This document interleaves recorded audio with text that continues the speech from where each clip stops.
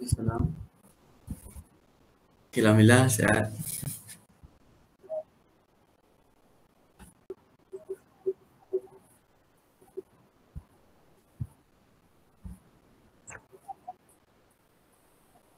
Okay.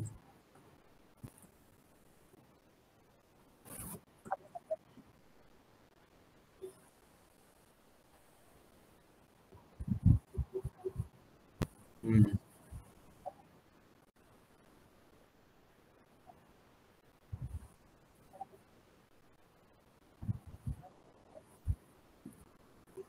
Hmm. Hmm. Okay.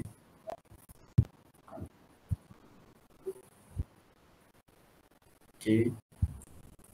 Boleh boleh.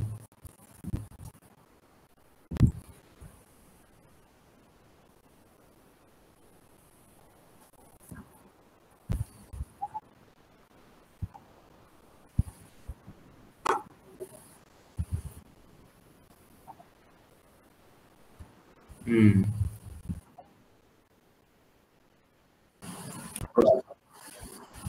Okay, saya terlibat dalam orang kata dalam construction lah. Sebenarnya kalau dikatakan sebenarnya agak lama lah, lebih daripada 5 tahun lah sebenarnya.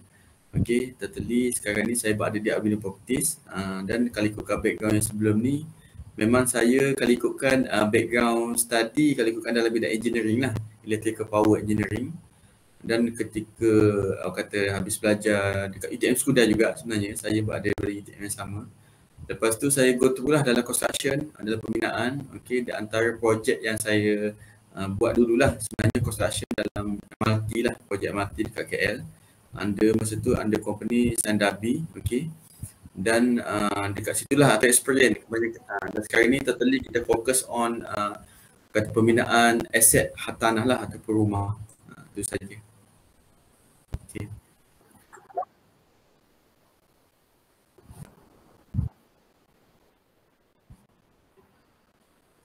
Okey, kalau ikutkan government tak pernah, tapi kalau boleh dikatakan semi ataupun GLC tu pernah lah.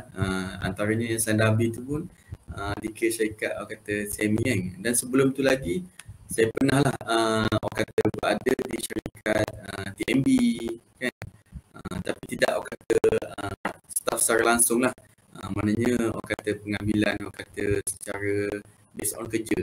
Lepas tu masa dulu sebelum Sandabi tu saya berada di oil and gas, maknanya boleh dikatakan under pemantauan ataupun kerja on Petronas.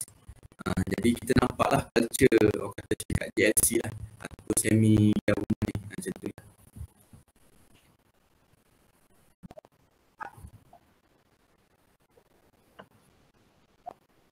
Okay.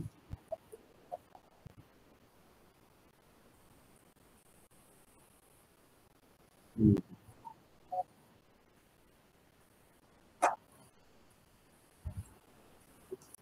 Okey, sebenarnya kebanyakan lah kalau ikutkan kita tengok lah ada sampai satu masa memang ada secertain perancangan okey di mana untuk buat pengambilan tanah. Okey, sebenarnya tujuan dia lebih kepada umum lah ataupun awam. Okey, di mana dia ada orang kata certain tujuan lah. Okey, terutamanya yang memberi manfaat kepada orang sekitar. Contohlah kebanyakannya kita boleh tengok pengambilan tanah ni memang bertujuan untuk membuat jalan ataupun buat sekolah kan. Jadi sebenarnya benda tu dia memberi manfaat untuk future plan. Mungkin pada waktu sekarang kita macam tak nampak lah kan. Tapi sebenarnya untuk jangka masa yang panjang, sebenarnya memang ada orang kata apa, benefit lah kepada masyarakat setempat. Tu je lah. Kebanyakan tujuan untuk memberi manfaat kepada orang sekitar terutamanya lah. Okey.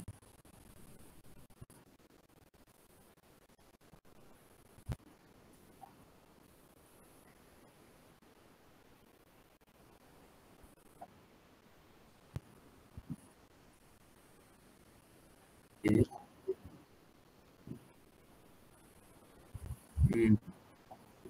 Hmm.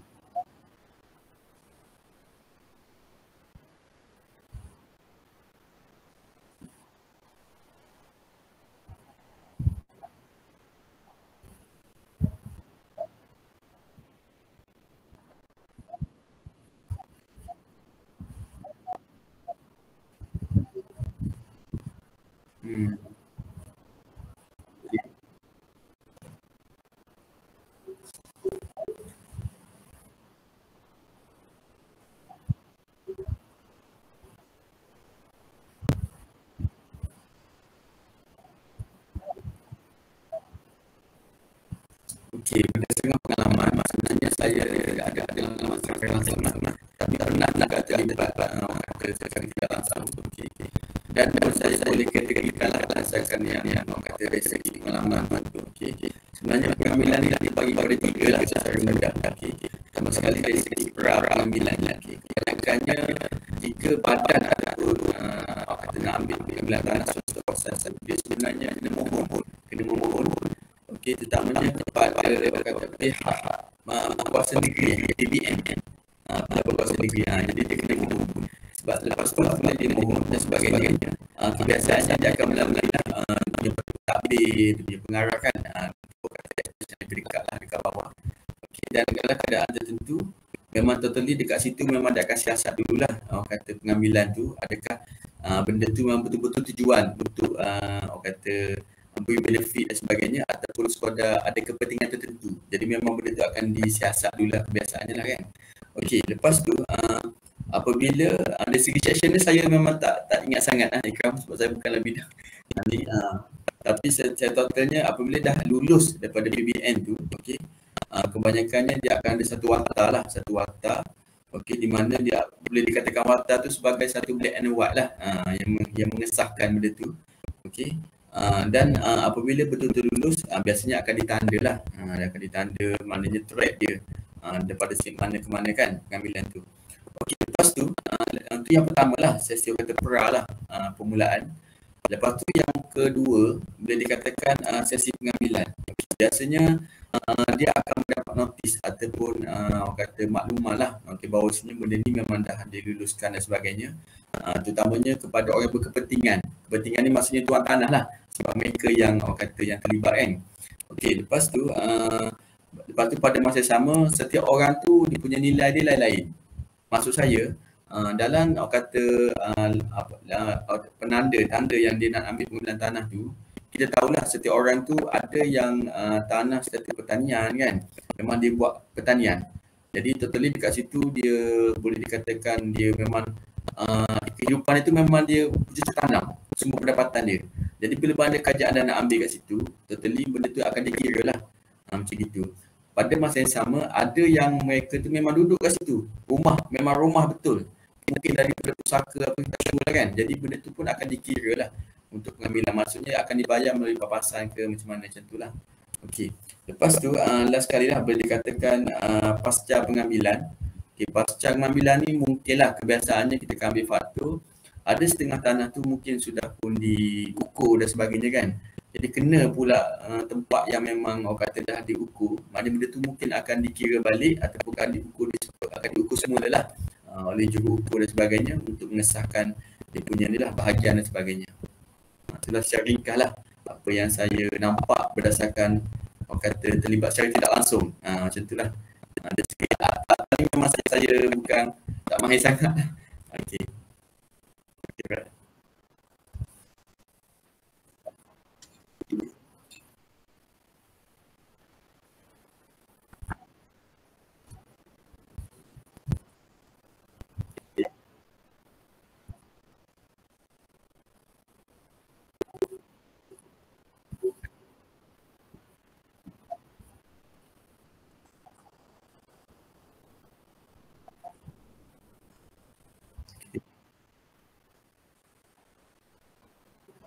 okay.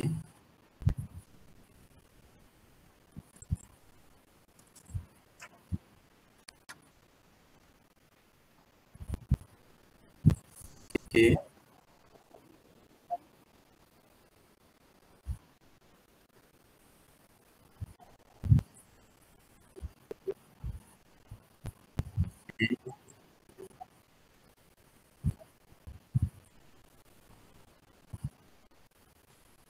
Okey, dia sebenarnya jumlah yang orang kata membuat saya mencukupi, sebenarnya benda tu bergantung kepada orang yang berkepentingan tu ataupun tuan tanah tu. Biasaannya tuan tanah ni dia lebih kepada sekadar jumlah yang baloi lah ataupun memadai, kan. Seperti mana yang kita tahu, sebenarnya benda ni ada akta kata silap, jadual pertama akta pengambilan tanah memang dia ada orang kata maknanya setiap benda tu ada pengambilan tu dia setimpal ataupun kata adil lah bagi orang yang berkepentingan ataupun tuan tanah.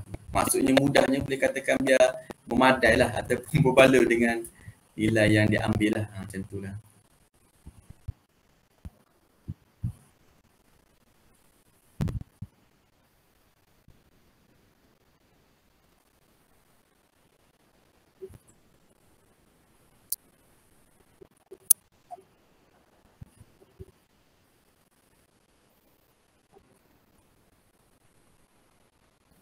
Okey, benda tu macam susah sikit nak bagi tahulah kan, sebab benda tu dia boleh dikatakan atas tuan tanah. Okey.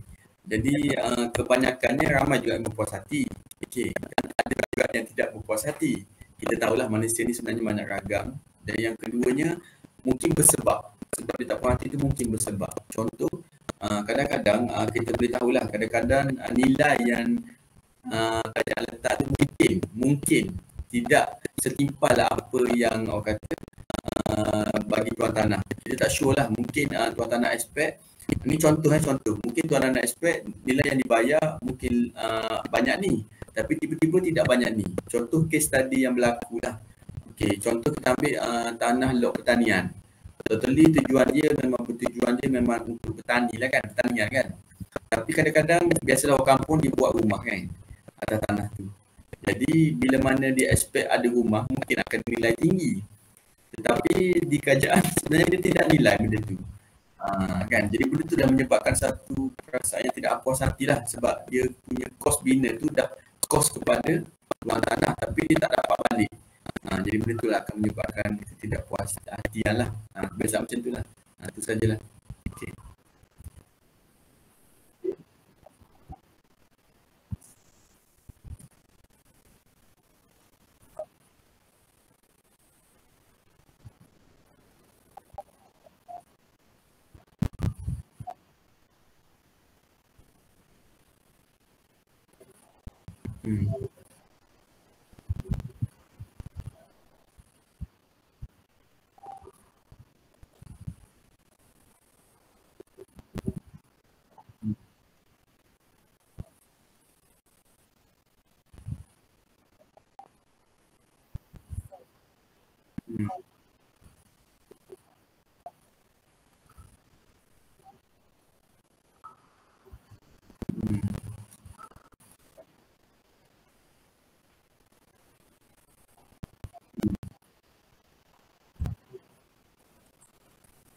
Okey, dari segi faktor sebenarnya ada beberapa faktor yang digariskan lah ataupun dia punya memang standard faktor lah, memang boleh dikatakan poin-poin yang diambil. Okey, antaranya lah. Okey, pertamanya dari segi nilai pasaran. Okey, berdasarkan survey yang diberikan kepada saya, jawapan ya ataupun tidak kan, mungkin ada kena jawab kan. Okey, pertama sekali dari segi nilai pasaran, sebenarnya memang kena ambil ataupun ya lah jawapan dia. Faktor dari segi nilai pasaran memang kena ambil faktor. Okey, sebab kita tahu mungkin pada ketika dulu, mungkin di kawasan yang kita nak beli tanah tu memang tak maju. Jadi mungkin harga tanah banyak ni lah kan. Sampai satu tahap, mungkin boleh dikatakan kawasan yang milik tuan tanah tu, dia punya infra dia meningkat. Mungkin di kawasan tu ada orang kata pembangunan dan sebagainya kan. Jadi nilai tanah tu memang meningkat, harga semasa dan sebagainya. Jadi benda nilai semasa tu memang kena ambil faktor. Macam itulah. Itu yang pertama lah. Okay. Yang kedua adalah dari segi kegunaan. Kegunaan ni maksudnya kita tahulah dari segi tanah ni dia ada dia punya status dia kan. Pertanian, bangunan, komersial dan sebagainya. Okay. Jadi nilai macam ni pun kena ambil faktor juga. Sebab apa? Sebab kalau tuan tanah tu ada yang tanah pertanian, ada tanah bangunan tapi semua bayar sama rata. Memang tak adil lah kat situ kan. Jadi memang kita kena adil kat situ, jadi kita kena ambil. Bagi mereka yang tanah bangunan kat situ, memang kita kena bayar lebih sikit. Sebab memang status bangunan, dinilai lebih tinggi. Sebab mungkin yang Ikam cakap tadi pasal fee. Kita tahu daripada tanah pertanian nak convert kepada tanah bangunan, kita kena pecah sempadan, kan. Jadi sebenarnya kos pecah tu pun dah berapa ribu, kan. Jadi benda tu sebenarnya perlu dibayar lebih lah, sebab memang dinilai lebih kebiasaannya lah dekat situ. Okey. Biasanya yang berlaku, ramai yang kita melibatkan expectation. Seperti yang kita cakap tadi lah, kalau tanah pertanian, kadang-kadang mungkin tuan tanah ni dia dah bina bangunan. Jadi dekat situ dia anggap tinggilah dia akan dinilai. Tapi dari segi undang-undang sebenarnya salah. Dan dia orang memang mungkin tahu mungkin tak tahu kan.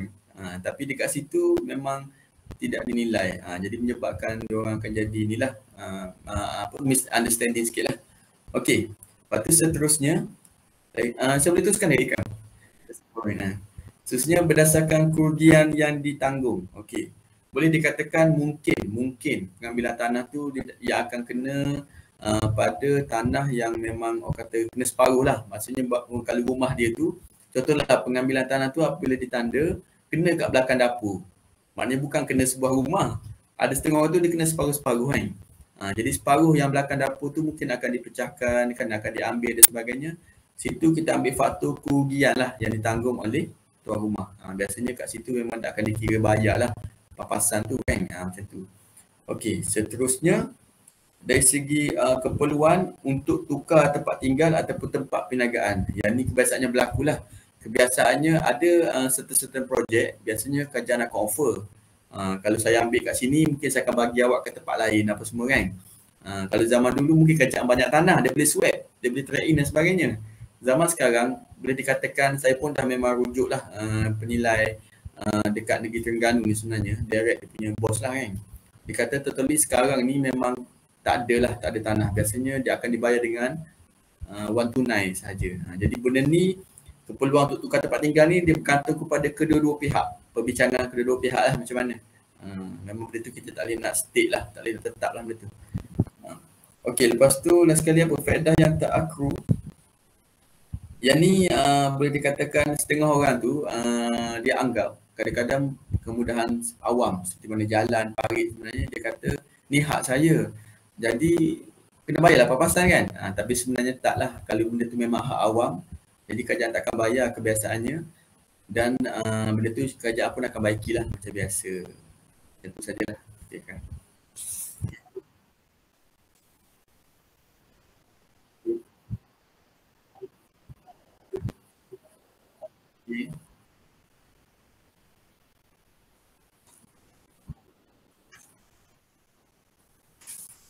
Okey, bila cakap pasal mencukupi ni, benda tu sangat subjektif lah. Ada orang memang cukup je. Dia redha je. Dia mana kat dapat duit sebelum ni dah dapat, okey syukur Alhamdulillah. Kan? Ada setengah orang tu, semua benda dia akan ambil faktor. Antara faktor lain lah, soalan Ikram tadi, saya rasa faktor lain kebiasaannya faktor pindah lah kot. Faktor pindah, maksudnya kan dia orang kena pindah. Bila mana ambil tanah kan dia orang kena pindah kan. Jadi costing nak pindah tu. Macam dia orang nak sewa lori dan sebagainya. Jadi faktor lain tu mungkin saya rasa dekat situ dah tambahan. Kos pengangkutan. Biasa dia orang akan nak claim jugalah kan, sebab nak kos pindah. Korang suruh saya pindah. Jadi korang tangguhlah kos tu lah, macam tu kata-kata tuan tanah. Okey.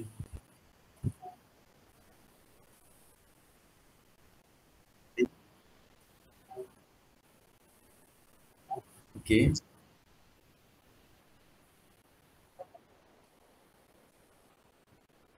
Okey.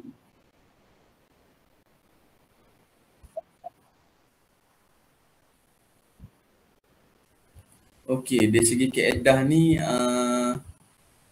saya tak arif sangatlah, saya beritahu jujur lah kan. Tapi seperti mana saya tahu, okey, berdasarkan saya terlibat saya tidak langsung ni, okey, biasanya pasangan akan dibayar okey, selepas kata benda tu dah confirm lah ataupun dia keluar dia punya wakta tu. Okey, jadi benda tu dah disahkan. Okey. Pada masa yang sama, sebenarnya benda tu boleh dibuat rayuan lagi. Maksud saya mungkin ada certain orang berkepentingan atau tuan tanah tu dah setuju dengan harga sekian-sekian. Tapi ada setengah tu memang dia kata tak puas hati lagi. Jadi benda tu sebenarnya boleh buat rayuan lagi. Ada setengah tu dia dapat secara langsam bayaran dia. Okey. Tapi ada setengah tu mungkin dia nak buat rayuan lagi, mungkin dia dah bayar dalam 75% mungkin lah. Jadi 25% lagi mungkin dia boleh kata boleh runding lagi lah macam mana. Kalau dah betul-betul setuju, boleh dia akan bayar balik. Tapi yang saya tahu dekat kes yang pengalaman saya sebelum ni, dia kata mungkin ada tambahan interest lah ataupun tambahan faedah sebanyak 8%. Maknanya kalau contoh papasan yang dibayar dalam 100,000, mungkin dia akan bayar dulu 75,000. 25,000 tu dia hold dulu sebab nak orang kata mungkin nak runding ke apa lagi kan. Lepas tu kalau dia dah setuju semua, dia bayar 25% tu berserta dengan 8% total lah. Total maknanya dia akan dapat 108 lah. Macam tu. Okey, lepas tu biasanya wang ni biasa dia akan deposit ke mahkamah lah biasanya kan, sebab apa-apa kadang-kadang menurut ke mahkamah. Tapi kalau ada certain orang yang tuan tanah tu meninggal, itu mungkin dia akan diletakkan di bawah pentadbir pusaka lah, biasa macam tu lah. Okey, lepas tu biasanya cara bayaran tu biasa dia akan buat majlis lah, buat majlis, lepas tu dia akan bagi cek lah, macam biasa tu lah. Secara official jugalah pelancaran tu. Itu sajalah Eka.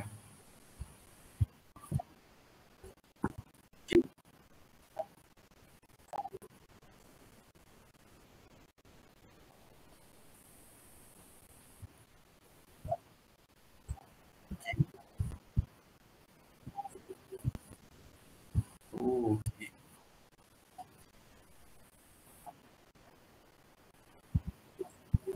Hmm.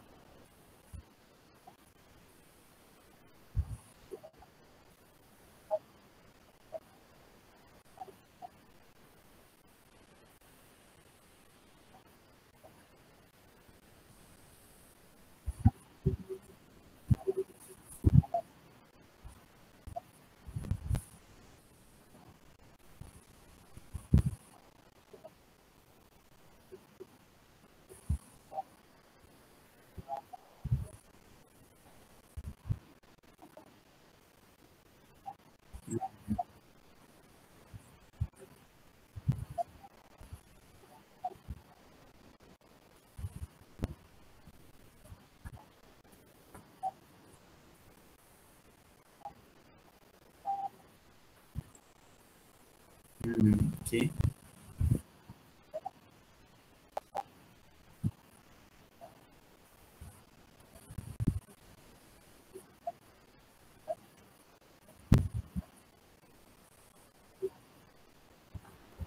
Okey.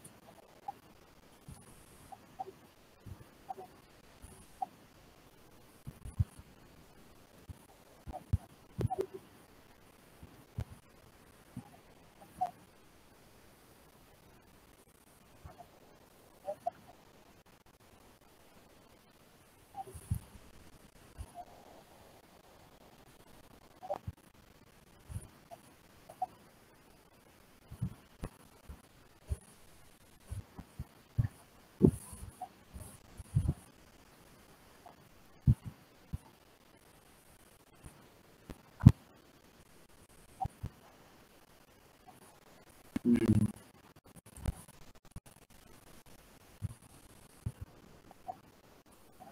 Okey.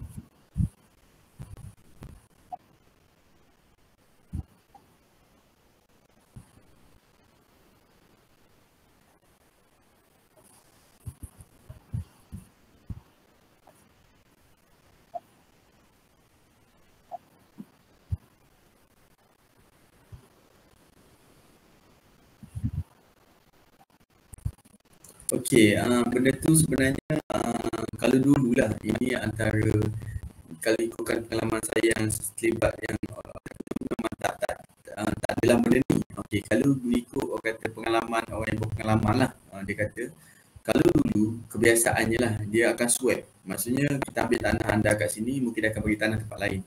Sebab dulu kerajaan negeri pun memang banyak tanah kan. Jadi sekarang ni totally memang dia akan bagi secara wang tunai lah. Tapi kalau kita ambil case study yang lain, contoh saya ambil benda yang berlaku dekat KL lah. Kalau anda biasa dulu dekat Kerinci. Kerinci ni dekat orang kata pantai dalam. Ni memang saya ada kat sana lah dulu. Jadi dekat situ totally memang asalnya di tengah bandar KL tu ada pertempatan. Tak sure lah pertempatan yang asal ke ataupun memang penduduk setinggan. Memang dia buka troker tak sure lah kan tanah. Jadi dia declare hak milik dia.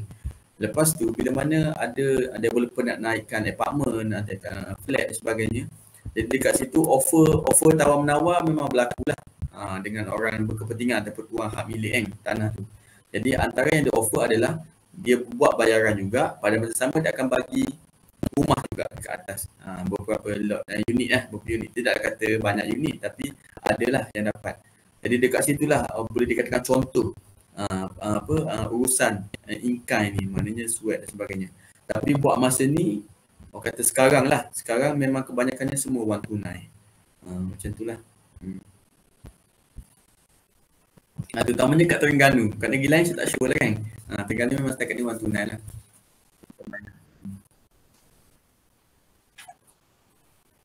Okay.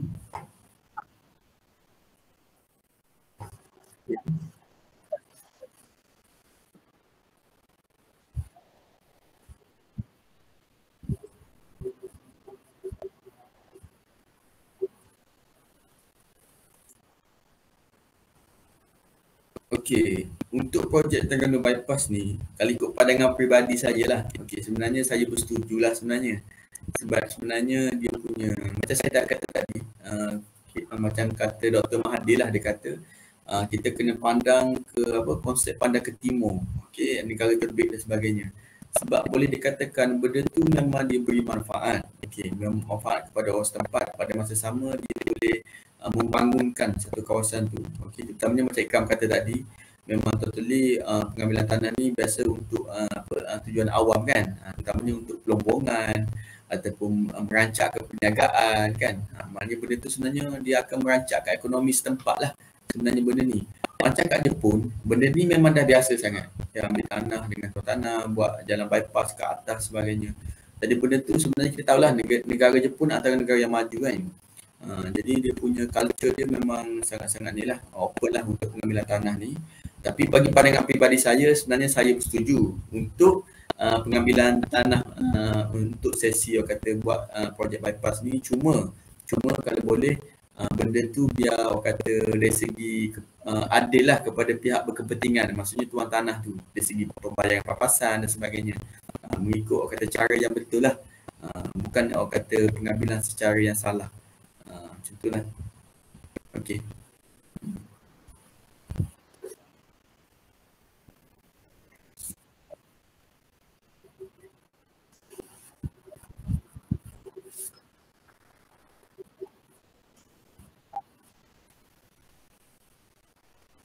Okey, dia sebenarnya kebanyakan jabatan tu datang daripada orang berkepentingan ataupun tuan tanah lah sebenarnya.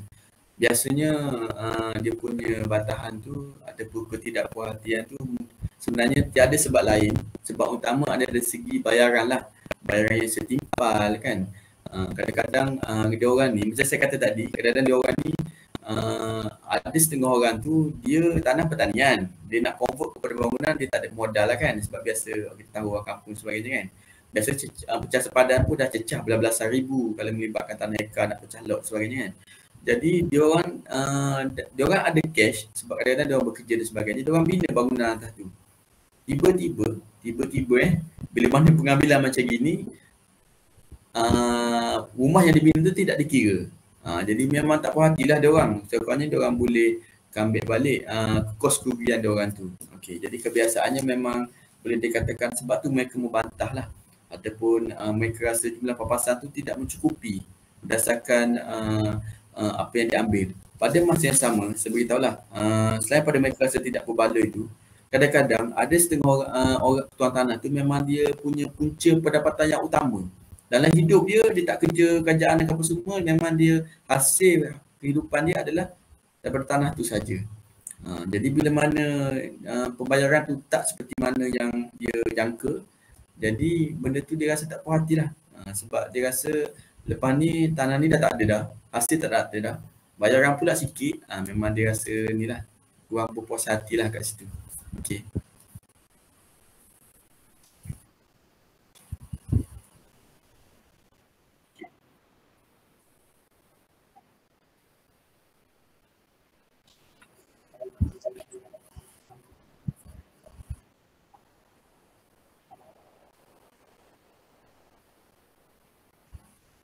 Okey, maknanya dari segi apa langkah terbaik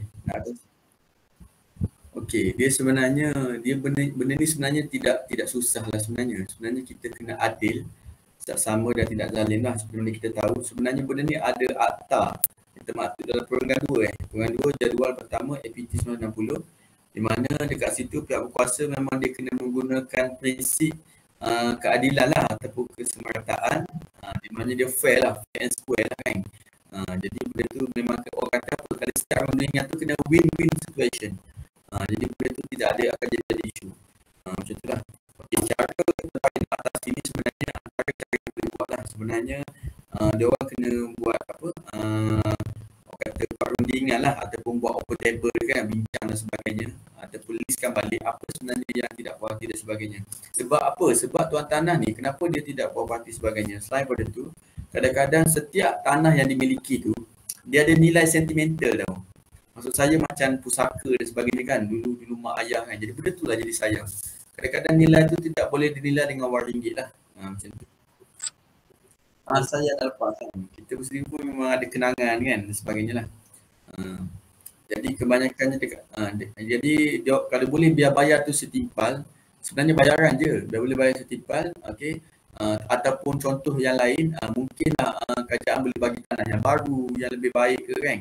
Ataupun mungkin kerajaan juga boleh membina rumah. Kalau ada setengah orang tu rumah dia kena roboh kan. Kerajaan boleh bina pula rumah sebiji untuk dia, mungkin reka bentuk tu sama dengan tanah lama. Jadi insyaAllah lah benda tu akan meredakan ketidakpuashatian macam tu. Okey.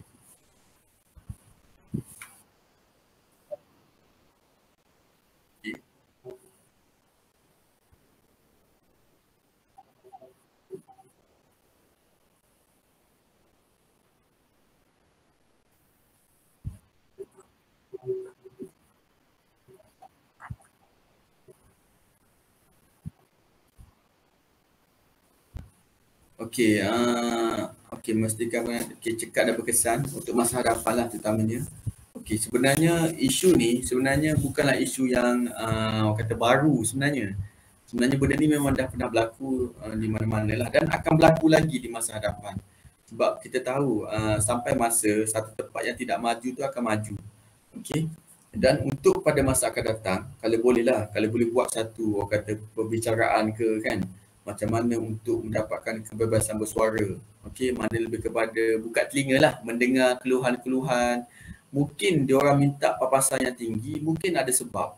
Kan? Seperti sebab kita tak kata tadi lah, mungkin dia kos kerugian buat rumah kan, ataupun duit simpanan simpan 10 tahun buat sebiji rumah, tiba-tiba kena ambil macam tu je. Tiba-tiba tak kena bayar pula.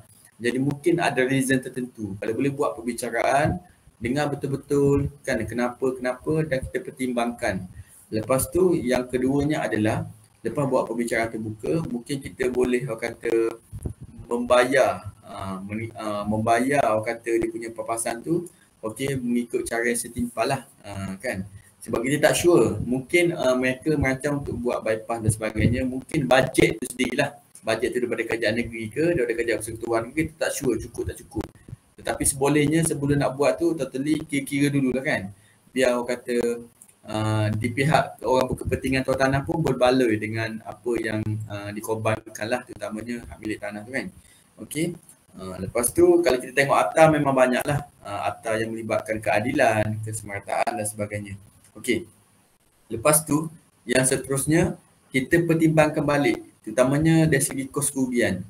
Saya ambil contoh tadilah, orang yang bercucuk tanam mungkin tanaman ni dia makan masa yang lama. Dia dah ambil masa, contoh kita ambil tanaman temikai ke apa kan, dah ambil masa berapa tahun untuk develop hasil. Tiba-tiba tahun ketiga nak tuai hasil dah kena ambil tanah. Jadi dia orang jadi macam banyaklah kos rugi tu. Jadi benda tu kena ambil faktor lah. Mungkin kiraan tu dari segi kos ataupun hasil pertanian dan sebagainya. Jadi betul-betul kena teliti, buat pengiraan yang teliti untuk setiap kos kerugian dan juga papasan yang akan dibayar. Macam itulah saja Ikram.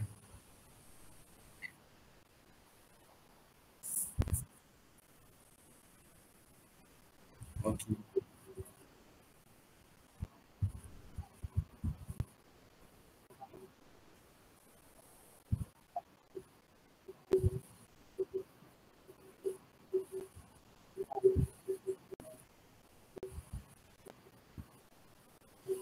Okey.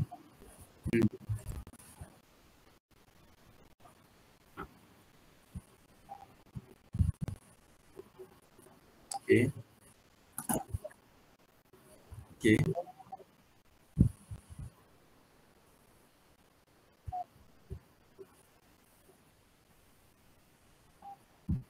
Okay. Okay.